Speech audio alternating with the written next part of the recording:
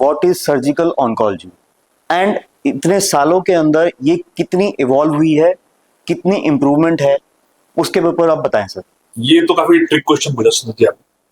Basically जो surgical oncology का जो स्पेक्ट्रम है वो बहुत वाइड है। इनफैक्ट अगर हम बात करें तो बहुत प्रीवियस एरा से इनफैक्ट हमारे लिटरेचर में जो सुश्रुत संहिता वगैरह है उन सब में भी आप देखोगे तो सर्जिकल ऑन्कोलॉजी का मतलब they also used to treat some tumours. उनका भी कुछ अपने जो भी उनके बेसिक इंस्ट्रूमेंट्स थे उनसे अपना कुछ ना कुछ सर्विस वो करते थे। अब अगर हम करंट सिनेरियो की बात करें तो surgical oncology is a important part of cancer management. इसमें स्पेशली जैसे मैंने बताया कि आपको medical oncology, radiation oncology, surgical oncology और इसके अलावा आजकल जो नई न्यूक्लियर मेडिसिन वगैरह के थेरेप्यूटिक न्यूक्लियर मेडिसिन के ऑप्शंस भी इन सब चीजों में ऐड हो। दो इसमें से जो ट्रीटमेंट मॉडलिटीज हैं वो लोकल ट्रीटमेंट करने के लिए यूज होती है। इसमें से एक है सर्जरी पार्ट एंड दूसरा है आपका रेडिएशन पार्ट। ये यूजुअली लोकल एरियाज में दिया जाता है। हमारे जो कैंसर ट्रीटमेंट में जब हम बात करते हैं तो हमारे जब लिटरेचर स्टडी करते हैं तो बहुत बार जो सुनने में आता है कि हमारा गोल है कि भाई कैसे भी करके एक पैथ सीआर अचीव हो। जो आपको भी मेडिकल ऑन्कोलॉजी से बात करूँ वो पता है। पैथ सीआर का मतलब क्या है कि बॉडी में से ट्यूमर की सारी सेल्स खत्म। Surgical oncology is a way in which you can achieve path CR by a simple surgery. आपकी बॉडी में से अगर वो ट्यूमर लिमिटेड है एक एरिया के अंदर और आपने सर्जरी करके उसको निकाला तो आप कंप्लीटली आपकी बॉडी से ट्यूमर की सारी सेल निकल। तो जो basic principle of surgical oncology है वो यही है कि आपकी बॉडी से एग्जिस्टेंट जो भी ट्यूमर है वो कंप्लीटली निकल जाना चाहिए। उसके बाद में कोई भी positive cells, at least visible positive cells नहीं बचना चाहिए। तो this is basically the basic concept for surgical oncology.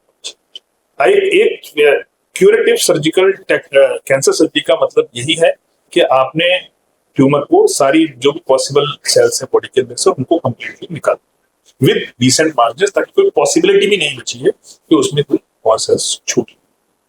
अब जहां तक आप बात कर रहे हैं इवोल्यूशन, तो मैंने आपको बताया कि सुश्रुत संहिता से भी टाइम से स्टार्ट हो गई सब चीजें, लेकिन फिर धीरे धीरे करके जब अब जो चेंजेस आ रहे हैं सर्जिकल ऑन्कोलॉजी में, अब basically surgical oncology is a combination of two things. One, evolution of surgical skills and second, evolution of technology. तो जो पार्ट अब जो ऐड होते जा रहे हैं, स्किल्स भी इंप्रूव होती जा रही हैं, लोग की हमको एनाटॉमी का बेटर आइडिया है। उससे ज्यादा जो चीज ऐड हुई है वो है कि उसमें टेक्नोलॉजी बहुत ऐड होती है, क्योंकि अब हर चीज में टेक्नोलॉजी का इन्वॉल्वमेंट आ रहा है तो डेफिनेटली सर्जरी में भी टेक्नोलॉजी का इन्वॉल्वमेंट है। और जो ये टेक्नोलॉजी है ये अलग अलग तरह से हमारे जो फील्ड में हमको हेल्प करती है। अगर मैं बात करूंगा कि हम जैसे जो सर्जरीज पहले जमाने में एक बड़े इंसिजन से जो सर्जरीज करनी पड़ती थी वो आजकल फोकस्ड होकर मिनिमली इन्वेसिव सर्जरीज में कन्वर्ट होती है। इसमें जो हम टेक्निक्स हैं जैसे कि एडवांस लेप्रोस्कोपिक टेक्निक्स हैं, इसके अलावा रोबोटिक सर्जरीज की जो टेक्निक हैं एंड ये सब चीजें जो है इससे हम एक बहुत ही मिनिमम मॉर्बिडिटी देखें, यानी कि इंसिजन काफी कम होगा लेकिन हम वही सर्जिकल आउटकम्स अचीव कर सकते हैं जो कि पहले जिसके लिए पेशेंट को बड़ी सर्जरीज करनी पड़ती थी। हमारे पास बहुत बेटर आजकल एनर्जी डिवाइसेस हैं जिसकी वजह से जो ब्लड लॉस वगैरह थे उनको सिग्निफिकेंटली कट शॉर्ट कर दिया गया है।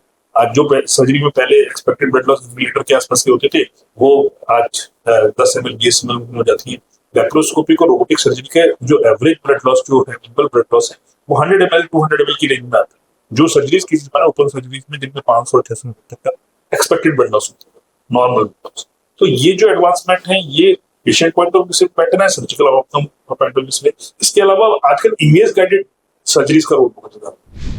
इमेज गाइडेड सर्जरीज में स्पेशली हम जो अगर ब्रेन से ट्यूमर वगैरह करते हैं तो न्यूरो नेविगेशन वगैरह यूज करते हैं। हम लोग भी इमेज का यूज करते हैं। इसके अलावा इमेजेस में स्पेसिफिकली कुछ डाई हैं जो हमारी आईसीडी डाई वगैरह है इनकी इससे स्पेसिफिकली यूज करते हैं जो कि हमें ऑर्गन की वेस्कुलरिटी वगैरह को असेस करने में काफी हेल्प करती है।